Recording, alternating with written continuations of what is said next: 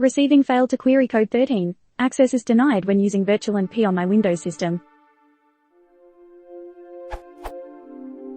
I have two versions of Python installed on my Windows system. 3.7 is installed in C:\Python 37 and 3.8 installed in Python 3.8. My path variables include the Python 3.7 executable. When I try to run virtualenv C:\Python 38 project folder, I get the following error. This is true if I specify C:\Python 37 as well. Isn't this supposed to create a Virtualenv using the specified Python binaries? What am I doing wrong? Thanks in advance.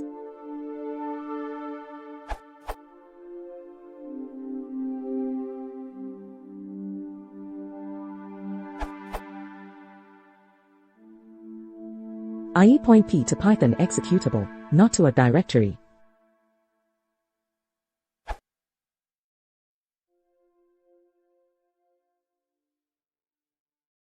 If you want to support the channel, please consider subscribing.